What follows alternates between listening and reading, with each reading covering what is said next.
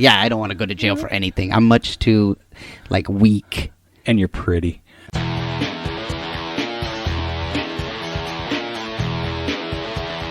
You are listening to the Stand Up Dads podcast.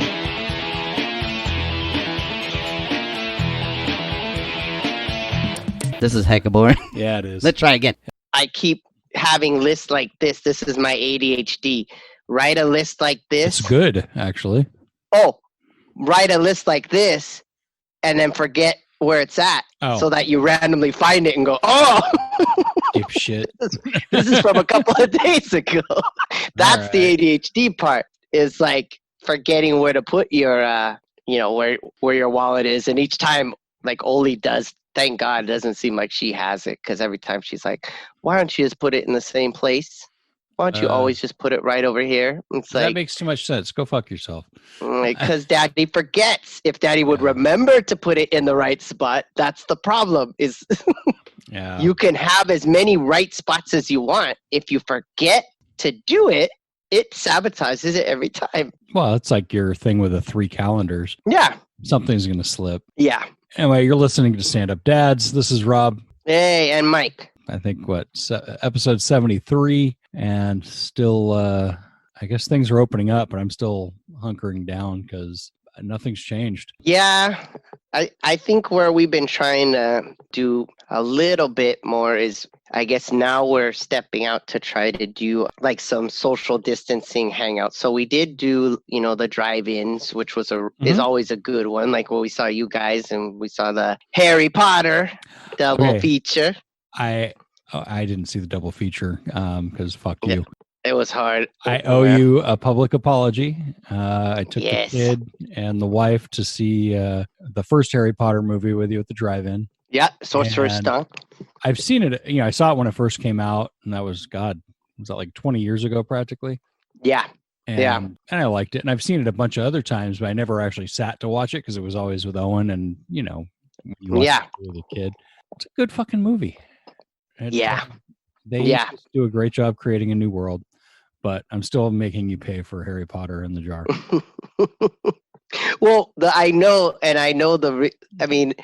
understand the reason, because when that came out back then, I could give a crap about it. I didn't have it unless my nieces and nephews were into it. It didn't exist to me. So those movies came and went. The books came and went. I remember them telling us, I was working at the learning company then, and everybody was like, this is the best book ever. So great. And I read it and I was like, that's pretty good. The first one, but it didn't hook me. Sure. So now I fully appreciate that it's super annoying that, me and Oli reading it and get it. It shows how much the experience is, because the other family that went with us, her friend and her mom, she went to those movies when they came out. So she's like, every movie's great. When I was trying to say the first movie, I like the first movie, second movie's probably my least favorite. Well, for her, she's like, well, my memories for these, there's not a bad one because I love every one of them. I remember everything. So I think that's what it did with this one, is us reading it together.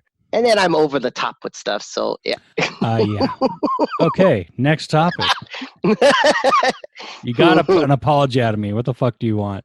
I'm going to drag it out of you forever. No. Tell me back. Remember when you finally, and you're like, shut up. So you're instilling feelings of rage in me. So this is going to bring up the bad dad segment early. Feelings of rage. When I was looking for a bad dad, I think it was last week, a couple weeks ago, I noticed like 80% of the stories were kids attacking their dads. Wow. Which I was like, what the fuck's going on? So apparently, and everyone's on Zoom. This one came up just a few days ago. Long Island man arraigned for nearly decapitating his father in knife-wielding frenzy as 20 watched on Zoom conference. Wow. Oh, my God. So on May 22nd, this guy, he's being charged with second-degree murder for killing his 72-year-old dad. Man. He was in a Zoom meeting. I guess it was a Zoom support group meeting. It says he was sober for years, so I'm assuming it's an AA meeting. And okay. 20 eyewitnesses saw him stabbing his dad with multiple kitchen knives. Jesus. And apparently got to the point where he almost cut his head off. And then the guy ran off and then ran into a bodega and tried to wash away the blood with Dr. Pepper. Oh my God. Wow. So was there mental illness in this, or was just this a thing of like pushed to the edge? Like, did they I don't say? know. The son, so it's not really a bad dad, it's a bad son. The dad, 45 years sober. The son, 32 years old. So the son never even knew his dad when he was, drinking. Yeah. Said 15 wounds found to the chest. The neighbors all said, yeah, they lived together. Yeah. They'd have their little arguments, but no one expected this. What the fuck is going on? I mean, yeah, everyone's using Zoom, and I just don't. I would have to think that someone's like, oh, that's so funny. They really played that up. Because, for a while, like Zoom, people were like getting up with no pants on and shit, just being funny. Yeah, but you wouldn't expect, to witness a freaking murder on there. Yeah. I mean, it could be this was in Long Island, so New York's been super stressed. I don't know if it's all just coming to a head, but man, don't kill your parents. Yeah. Well, you hear it a lot too, where they say it pushing people to the edge and stuff. I just feel like if it gets to something like that, where there's some sort of physical abuse or like murder or something, there's more to it than just being in close quarters. You know, you already have that ability or that thing to do something like that. But from what you hear, it's just interesting sometimes when people complain about being home, the variety of stuff that's driving them crazy. So it's like some people are like, it's crazy, it's it's killing me to be their teacher, but then some are just, my kids are annoying me, and it's like, well, that's I don't know. Kids do. Yeah. Is that really something that you a country of little bitches lately? Because I mean, you think that my parents grew up in World War II. They weren't in London, but imagine being in London where lights out and everything's red, and every night you're getting bombed for 3 or 4 years. And that was my school that is no longer there anymore because it's a bunch of rocks. Yeah. Or little Bobby that I played with yesterday, he's dead. Stuff like that. And we're like, I mean, you can't even get people to wear a fucking mask. It's just little bitches. I mean, I don't know. And it's so like misaimed. That's what I don't get. I love it when they say, I don't want to wear a mask, it's a free country. But then people will be like, you wore a shirt, you wore shoes. Like, is it really that crazy? But then what I really don't respect at all is when they want to take it that next step, like what you told me happened to you the other day at the store. Yeah. Tell that. I wear my mask whenever I go out, and I was walking out of Target, and I always have earbuds in because I'm listening to something, because the rest of the world isn't interesting enough for me, I guess. I don't know. But this dude in his 50s wearing a Hawaiian shirt, no mask, just says something to the effect of, you think that's making you safer? And I'm like, excuse me? He's like, you don't need to wear that to be safe, the mask to be safe. Yeah. Like, what the fuck? I kept walking, and I'm like, and he just kept yakking. And good thing I had the earbuds in because I was getting pissed. I'm like, I don't fucking understand. It's like, okay, don't wear a mask, but why are you gonna fuck with other people? Why do you have to take it? Because I've seen like one person posted where they were just like, I'm not gonna wear a mask and I'm not gonna stay 6 feet from you. And I was thinking at that point, well, why you gotta be in my space? Like, even if it wasn't COVID, I don't want you right next to me if I don't know you. God. Well, it goes back to seatbelts when we were little. That was just finally being made mandatory. It was like, oh, it's a free country, I don't want to have to wear seatbelts. And no one thinks about it now. Yeah. Enough of that. Well, that's the thing. It's like, that's where I get worried though, is like the problem with like logic, where it's like, at least the seatbelt, most of the time, unless like you're in the back seat, you might hurt somebody in the front seat when you fly to die. But in this case, we're kind of wearing it to protect other people. So it's a little different to be where you don't want to do it. And you're like, I don't know. And suddenly you're a scientist like that guy. It doesn't protect you. All right, scientist. Okay, master of COVID. Tell me what else we don't know. Do you have the cure? Is it Hawaiian shirts?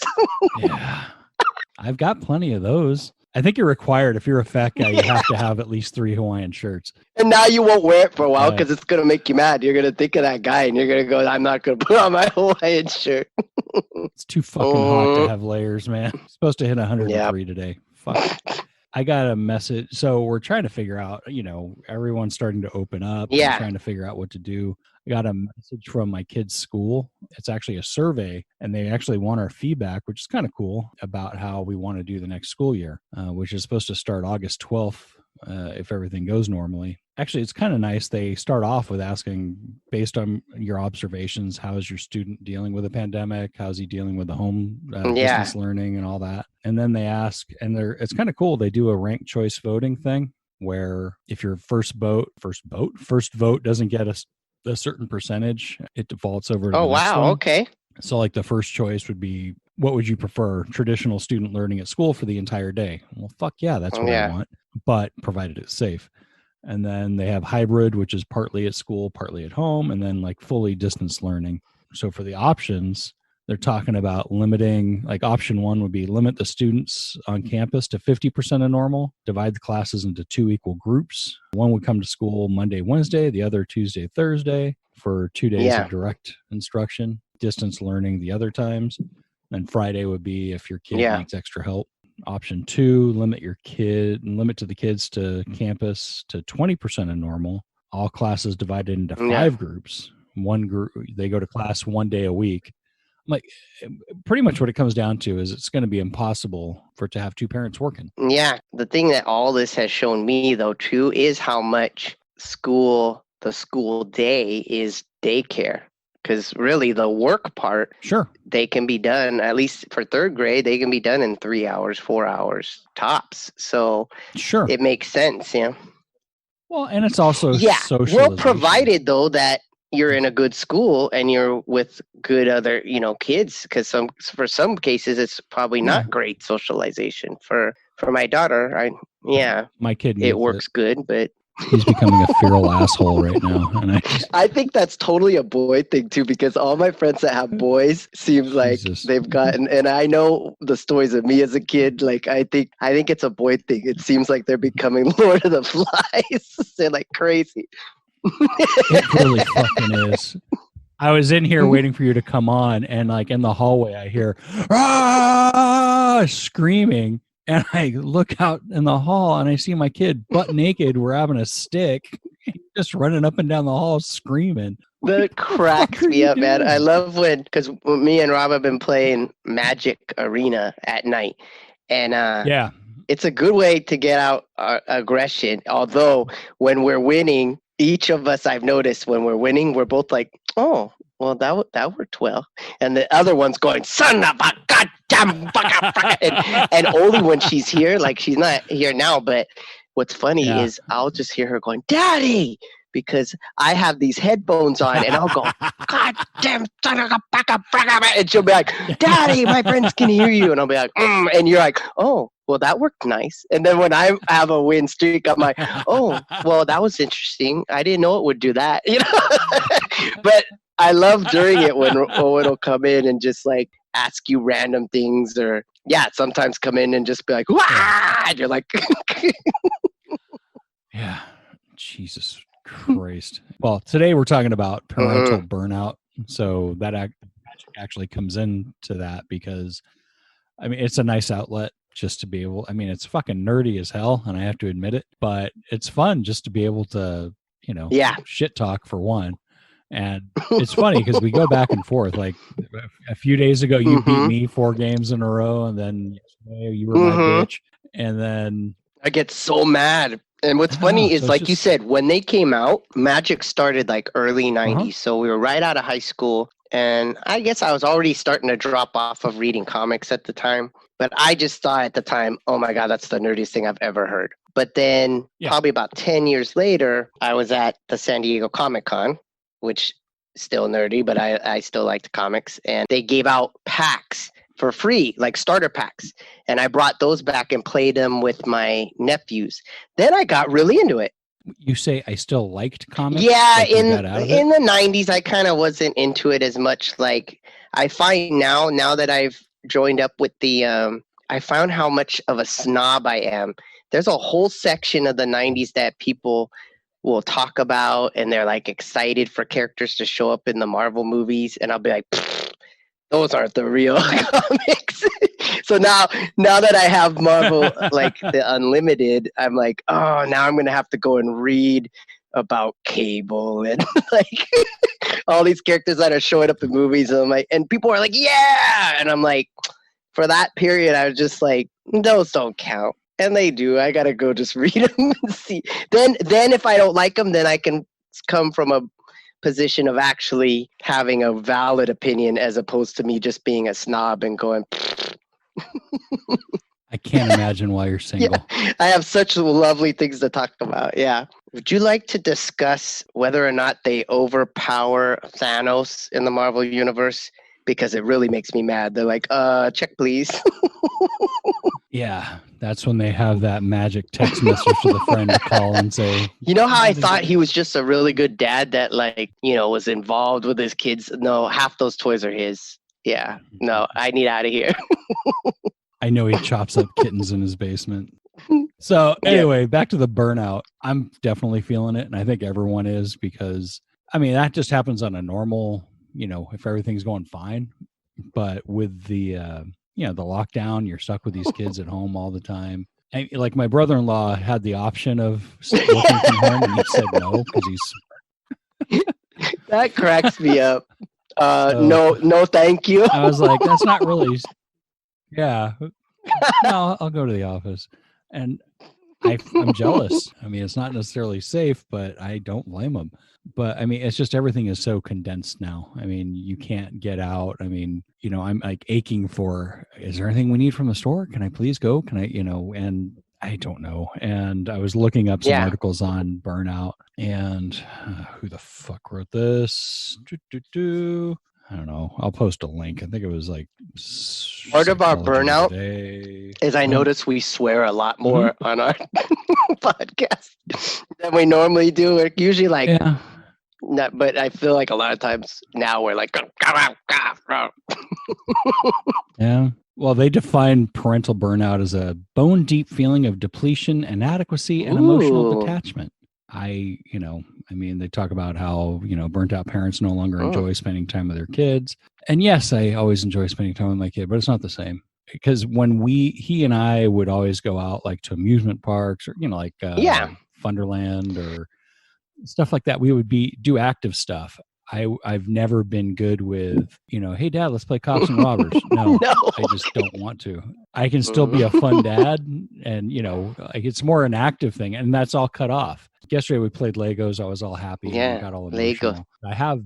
I've been a shitty. You have dad. Not been. We just judge ourselves harshly. Everybody does, you know.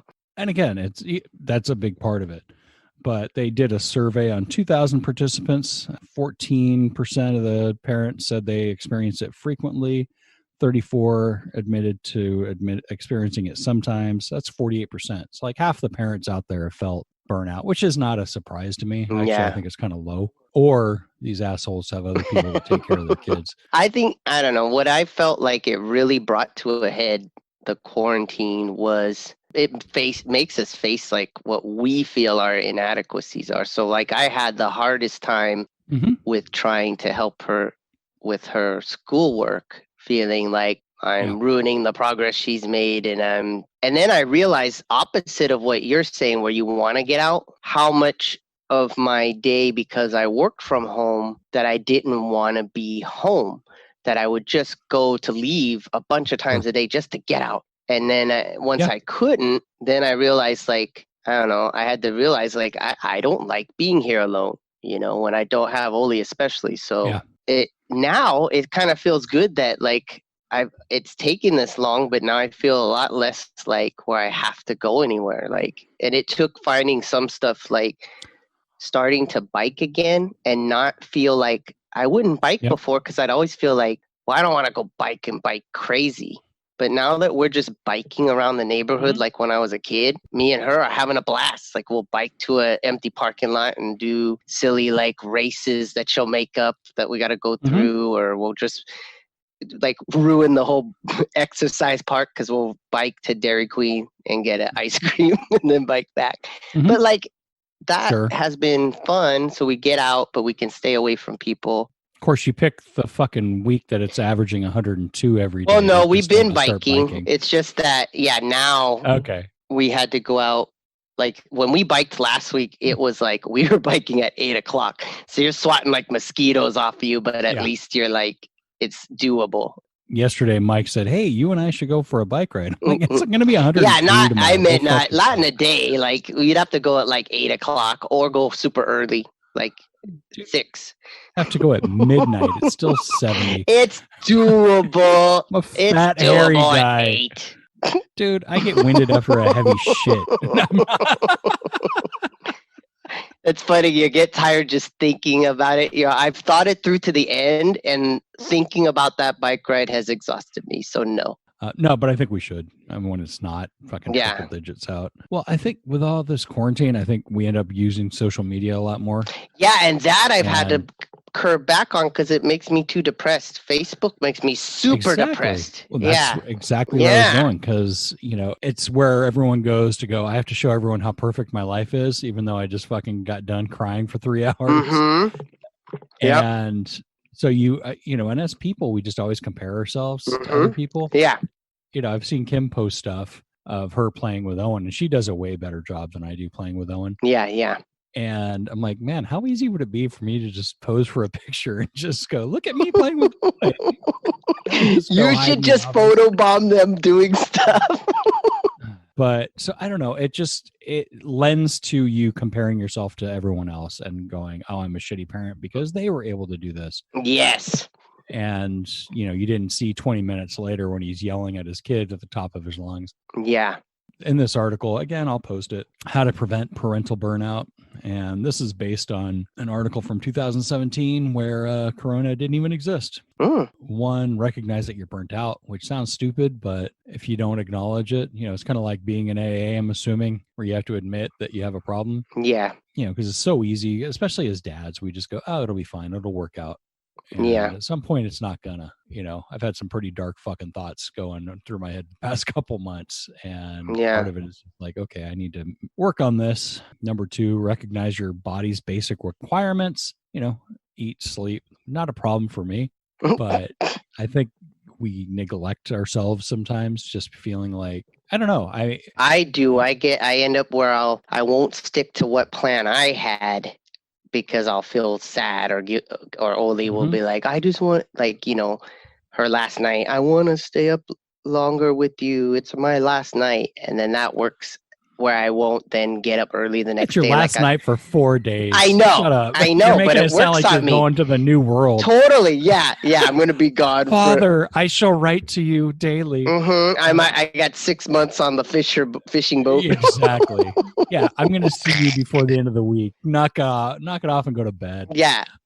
See, that's where I got to get. But you're being outsmarted by a 9-year-old. I've had to also start to feel, change my outlook on some stuff, because before I'd feel like bad if she was on her devices a lot. And now I'm like, well, one of it, as long as I'm making sure she's, don't just hang with one friend all the time, so she can still socialize, keep up her friendships. Sure. But then I have been happy that I got her into, because she likes those videos of people playing games. Yeah. I finally got her. Don't understand. Yes. So I finally got her to start just making her own stories up while she's playing with her friends and recording it. And I showed her how to edit them. And now we're putting them on YouTube for her own little channel. But to me, I'm like, I'll talk to her mom about it, or I'm like, those things to me that is not the same as her just sitting.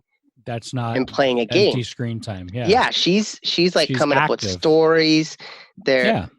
But the only thing I have to work with her on is like, she's so like, when she's coming up with it, because she's come up with a story or whatever, she's like brutal. I'll have to tell her after, like, you got to remember your friends are just having fun with you. Cause she'll be like, not like that, or say it like this, or do that, that she wants to, like, she has a vision. Which is why I hate playing with my kid, because okay, you've got my full attention. Yeah. Okay, no, you got to do it like this. It's like, go fuck yourself. I'm done with it. Do you want me to play with you or not? Yeah. I'm better with board games because at least there's rules there. Yeah. And there's, I can predict what's going to happen next. But yeah, my wife says I have Asperger's. She says I'm clueless when it comes to other people's feelings, which couldn't I just be an asshole? No, it's not true. It takes it. You have to get in another mindset to be able to join their play, because Oli, like, when I play with her, especially if it's like with her dolls or something, it will be the same as it was when she was like 4, where it's like your characters that you're playing with are just there to, like, when she was 4, like, I'd bring in like Thor and like Spider-Man to come play with her dolls or whatnot, and they just get emasculated. Like Thor, she would be like, he's driving them, but we're taking your hammer. And I'd be like, how, Barbie, you are a harpy, Thou God said, and she'll be like, no, you don't get to go to the dance. And it's the same. We played last weekend. I had the Hulk and the Thing, and like they didn't get to do anything. They got to be teachers, but then they still got. I'm like, why are the students telling us what to do? We are the teachers. Shut up. And anyway, we're doing this, and it's like I can't think of 2 worse teachers. But yeah, then you're just stuck there, like. But that's what I have to remember is like afterwards she's like, oh, that was so much fun. Thank you for playing with me. But really, you're there to be. You're not really directing the story a lot of times. No, I don't want to direct it, but at the same, I'm there to facilitate. Just allow him to run his imagination. I'm just not patient enough. Or you could do like Doug used to do when I was little. Doug had great ones where I think to make it interesting for himself, and I'll do this with Oli sometimes. He used to do storylines where like we had Walrus Man, that from Star Wars was one of my favorite figures. The butt. He had him.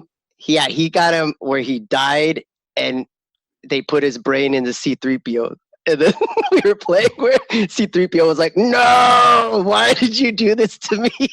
Wow. Okay. And I'm like 8 playing with him, and I'm like, this is the funniest thing ever.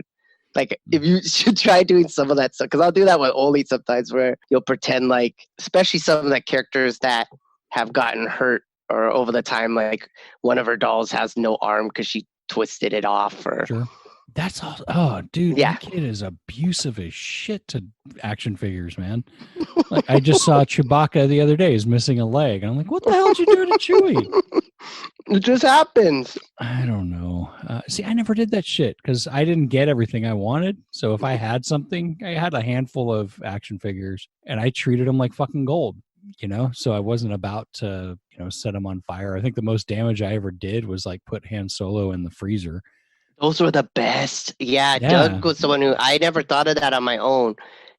So did you do that? He was the one that showed me. We put him in the Dixie cup and freeze him so that then you could take him out and he'd be fully frozen in a block for a while when you play outside or whatnot.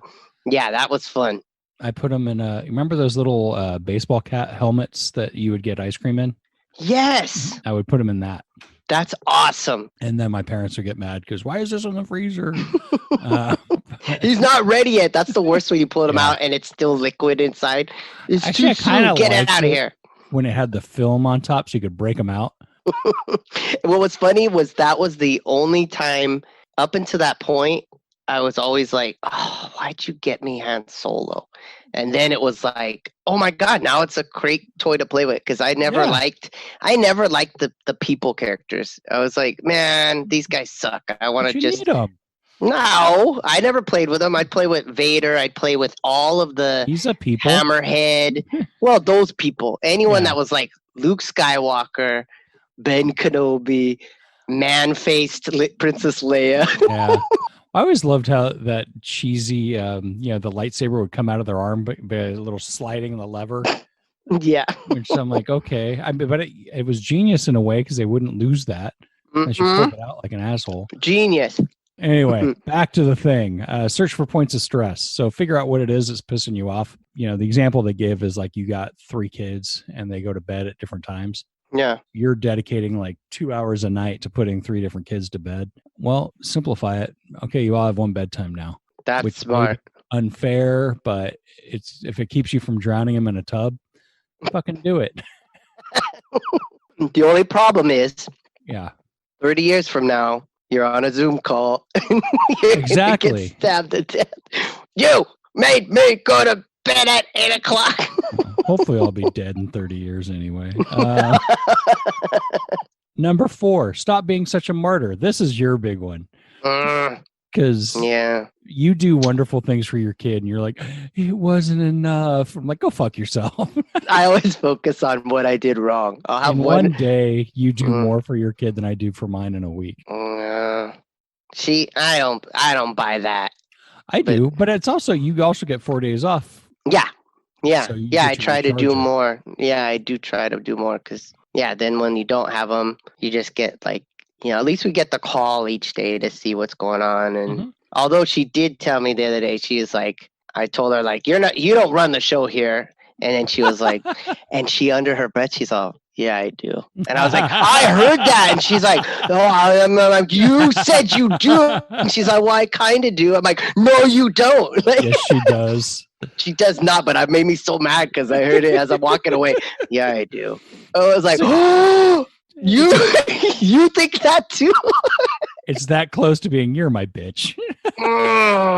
You're my little puppet daddy. So, which brings us to number 5, break the cycle of self-criticism. This one I have a hard time with because I've been telling myself I'm a piece of shit for 40 years. Yeah, I get this one. And that's not really what you want your kids to see. So, this is one of the things they say, break the cycle by congratulating yourself on your awareness. I'm aware that I'm a piece of shit. Now I can fix it. Congratulations, Robert. Exactly. Now congratulate me. I'm aware I suck. It's great news that you spotted it. Okay, I'm like, all right, dude. And even as we're talking, I'm realizing I'm also controlled by my cat. I made sure that she has her chair, a blanket, and she's right next to me so she can feel me while she's asleep.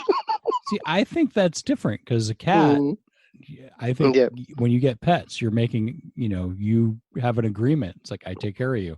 Yeah. And yeah, that's true. That's forgivable because they're not going to go out and commit crimes because they were raised wrong. Yeah. No, in her case, she just, she'll vomit everywhere. What I don't understand is you'll hear her and she'll be like, and she will run randomly, not on purpose, because she's not like Mariah who would do stuff on purpose. But somehow she'll always run to stuff where you're like, not there, like the fresh clothes out of the laundry. No! And yelling makes her run faster to it. Blah! Dang it! Like, or like I put some drawing on the ground. Like, why did I put that on the ground? Like, there's nothing around it for like 5 feet around it. Blah! Right there. Yeah. We had a cat, Soda, that every time she barfed, it would be in threes. So if you found one barf, I guarantee you every single time there was 2 more you had to look for. Dang it. They weren't necessarily big, but she would just, they panic and they don't do them all in one spot. Yeah. Sometimes they'd be like within 5 feet of each other. Sometimes they'd be further, but gross. Kiki's a strange one in that you have to watch her like just to keep her alive. We started like Oli brought out a brush to start brushing her. So it's like right now you get a bunch of hair. So brush her. It's a big pile of hair right next to the brush. Yeah. I get up to get a soda, come back. She's eating. I'm like, stop it. This is exactly the opposite of why I brushed you. She got like, and trying to run with it to finish it before I can stop her. You have a stupid Why? She's one too where I've told Oli before, like, you can't leave dental floss out or anything. And she's like, why? She will, no matter anything she can get a hold of. Nom, nom, nom, nom. That's going to kill her. To my buddy Bill, his cat, years ago. He saw his cat running off the litter box and he's like, what the fuck? And it looked like poo was trailing the cat. Yeah. Thought that it didn't, he didn't pinch it off. Yeah. And it turned out it was like wrapped around dental floss. And he actually grabbed a paper towel and grabbed the floss and the cat just ran away and was like, Whoa. So lucky that it came through. Yeah, because it can kill him. Wow. That's hella funny. Lawnmower. Shitty thing. Yeah, so they had to be very careful. And he would dig, what it was is he would just dig in through the trash can and find stuff. So Yeah. anyway, well, and the last recommendation for parental burnout, and this was tough because of COVID, unplug and get together with friends, which again sort of goes back to the magic. Shoot, this podcast. Yeah, this helps a lot for me too, the podcast. And talking shit, when I whip your ass in Magic and when I'm getting my ass whooped in Magic. Yeah, I wish I was playing against you yesterday when I beat that guy. Yeah, Robert sent me a screenshot of having and this is super nerdy, but having 45 life and destroying this guy. Of course, he would rather, if that had happened to me, I would have been so pissed. Because then I have to beat you by that in that particular way to make it even. But yeah, it just helps. And I just, maybe it's a flaw in me as a person, but I feel better when I talk shit. It makes it more fun, but it is something where it has to be earned. So with us, it's fun. If it was somebody I didn't know, I'd be like, who the fuck are you talking to?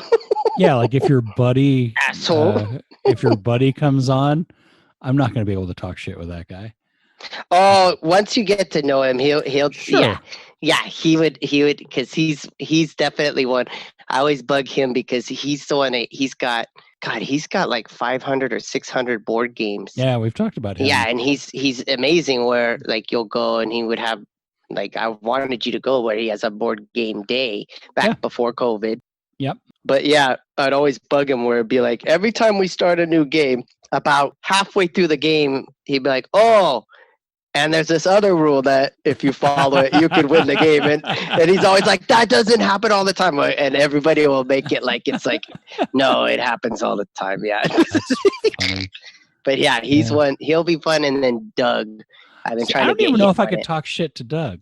I could see him doing it with no problems, but I don't know. That's because you've known him since you were little. Like there's people like that. He was always scary. Yeah. I would think that would even now when you see people that when you're little and if they were older, it's like you just can't see them differently. Yeah it makes sense. Well, and he's also he's like 8 years older than us. 7 7 years older, but he also always looked. That's how we were able to go. Like now that I think about it, it's pretty crazy. Like he was probably like 13 and me and him are on BART going to like Berkeley and San Francisco. But at 13, like you look at those old pictures from like all states, he looked like a man already. He grew to his full size, full beard, full hair. He didn't look like he looked like a full, like that's an angry 40-year-old man. Stay away from him. They probably thought you were his son. Really? Yeah, and it made it where my mom would be like, yeah, you can go with him because no one was going to go and talk. Yeah, it worked. But back then, I never thought of it as just like how crazy that would be. Like, I wouldn't be like, I guess my niece is a little older now, but when she was 13, I wouldn't be like, oh, you want to take Oli on BART somewhere? No. Sure. I mean, it was a little different more, in the 80s, but even still, like, I wouldn't be like, yeah, go wander around Berkeley. Go wander around San Francisco. Why not? What's the worst that could happen? Like, no. You step in a puddle of pee. No big deal. Yeah, no. But yeah, like no one ever hassled us. It was cool. Anyway, if you're feeling this, don't feel alone because it happens to all of us. I know it happens to you. I know it's happened to me. If you have someone to talk to, fucking do it. If you don't, it could get way fucking worse. Sorry to bring it down on that, but it's it's pretty serious. Find someone to fuck around with. Find a hobby. Start a fucking podcast. No one listens to these anyway.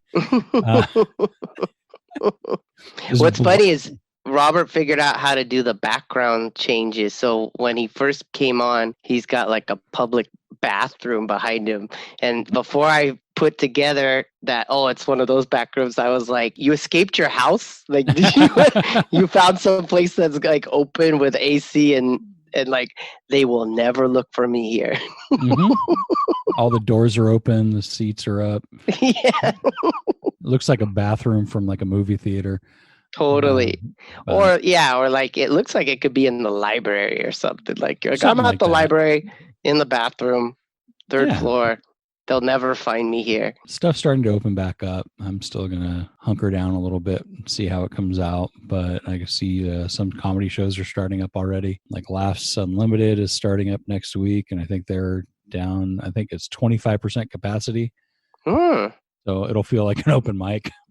Yeah. There's one in Lincoln. It's just Joey C, who was on here. He's actually opening up his property to have some shows outside. Which is nice. Cool. That's cool. So you and I got to start writing jokes again. Yeah. And I'm mad at myself because all this time I haven't written shit. I've written some, but not enough to. That's another thing I think that happens to us, regardless, not even having to be a parent. It's the shoulds. Yep. Like where they say don't should on yourself, because I do that too. I go, I should have had my Clumsy Love comics back up. I should have done this. I should have done that. And it's like, that's more things just to add on to what we already can feel bad about. Like, at least we didn't stop doing the podcast. We could have totally gave up on that. We could have gave up on a lot of stuff. So can't say they've been any good, but at least we kept doing it. This is true. Let us know what you think. Email us, thestandupdads@gmail.com. Send us a message. International dads, we're always on the lookout. So send us a message. Tell us what it's like over there where you're at. Subscribe. New episodes come out every Sunday. And if you want someone to draw you a picture of a really sad dude sitting in front of 3 toilets, who would they write to? You'd look for Pencil for Hire. So Pencil, F-O-R, Hire, pencilforhire.com or Pencil for Hire on Instagram. Is there anything you won't draw for people? I don't really want to draw like porn stuff. I've had people write me before, like, can you do like something really nasty with like Kermit and like if I can do it in a funny way, kind of like our Crumb drawing, then yes. But I did have somebody ask me like Kermit and Miss Piggy where it was like graphic. I don't want to draw that. Like, I don't really, don't ask me to draw. Can you draw a really graphic image of someone having sex with a horse? No, I don't really want to do that. Like, but if it's like a cartoony, goofy one, Would your brother draw that for money? He probably would. He used to draw that. He got in trouble in school where he got caught drawing. God, what did he draw? I think he drew one teacher getting screwed by like a rhino or something. It was awesome. And then his penance, I think, was they made him do all the art for the year for like all the spirit stuff. And that drove him crazy. Well, yeah, but it was perfect for him because he was like, God damn it. It's like they knew, they were like, yay, we're going to get good stuff out of it. And they knew that it actually was a punishment. Like it wasn't. Well, it kind of makes me think of like Captain Underpants, where it's those kids making like the underground comics. Yep. It was totally that. He would make comics of them all the time. He just randomly got caught. Well, if you want to see the graphic novel written by a guy that drew a comic of a rhino banging a teacher. You do want to read this book. It's hilarious. Eye of Mongambo, written by Doug Gray. There's a link in it and the show notes, and order that. It's cheap-ish, and it's entertaining. You've got time. Give it a good read and get my side project, Gag on This podcast. We're recording on Zoom, so we don't have an audience at the moment, but we're getting local comics. We just did Zach Amico, who New York comic, and he's involved with Big J. Okerson and all that. He's been in movies. He's done all sorts of crap. Really interesting show. That'll be coming out, I think, on Monday. Give it a listen and stay safe out there. We'll talk to you guys next week. Talk to you next week. The thing I want to say is thank you all for coming. Bye-bye.